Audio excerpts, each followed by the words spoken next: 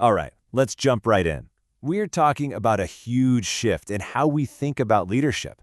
In a world that just keeps getting faster and faster, there's a new way to guide teams, one that's actually built for speed and for real-world results. So, welcome to our explainer on Agile leadership. So let me just ask you this, straight up. Something to really chew on. Is your leadership style the engine that's pushing your team forward, or is it secretly the emergency brake? It's a tough question, I know, but it's one we've got to ask ourselves today. And this right here, this gets to the heart of the problem for so many companies. You see, the speed of change out there, with tech, with customers, it's just fast. But our traditional leadership models, well, they were built for a totally different time, and they often move slow, way, way slower. And that creates this massive bottleneck that just holds everybody back. So, how do we fix that? How do we close that gap? Well, the answer is a completely different approach. Let's talk about Agile leadership. This is a style that's not designed for the past, but for the messy, fast-paced reality of right now. It is all about being adaptable, working together, and having this laser focus on delivering actual value. Now check out this definition. The most important thing to get about Agile leadership is that it's not about you, the leader, having all the answers. No way. It's about creating the conditions for your team to find the best answers. It's a total flip in thinking, right? You're not there to control, you're there to enable. You empower people, you get barriers out of their way, and you basically create a space where cool, innovative ideas can actually happen.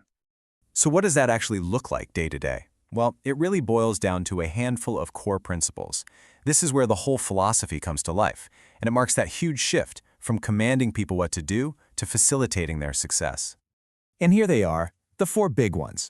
First, you've got to have an almost obsessive focus on what the customer actually values, not just checking off tasks. Second, you build a culture where everyone is always getting better, always learning. Third, and this is a big one, you support self-organizing teams. You trust them to figure out the how. And finally, you adapt your plans based on what you're actually hearing, on real feedback, instead of just stubbornly sticking to some old strategy.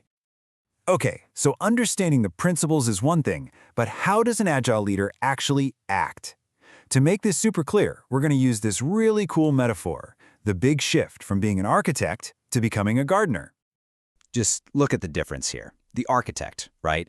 They design the perfect, rigid blueprint. They create all these complicated processes and give out strict instructions. They control everything. But the gardener, well, the gardener enables growth.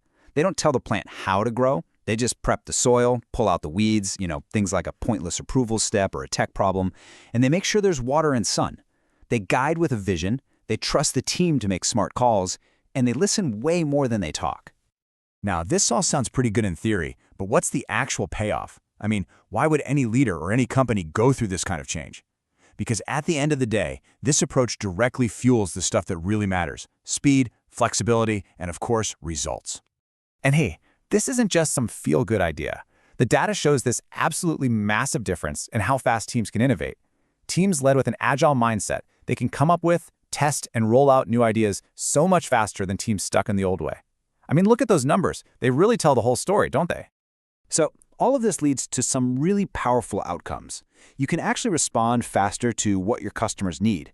You end up building teams that are more engaged, more empowered, and honestly just happier to be there.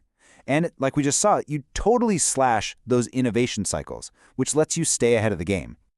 As we start to wrap this up, it is so important to get this one thing. Agile leadership is not a checklist. It's not some rigid method you just install like software. It is so much deeper than that. It's a mindset. It is a fundamental transformation in how we even think about work and leadership. Let this sink in for a second. Agile leadership isn't a trend. It's a mindset. This isn't just the flavor of the month, This is the new operating system for how modern teams win. So I'll leave you with one final practical question. If you want to start moving this way, don't try to redesign your whole company tomorrow. Just think like a gardener. Look at your team and ask yourself this: what's the one rock, the one little weed, the one obstacle I can pull out of their way today to help them grow? Because that's where it all starts.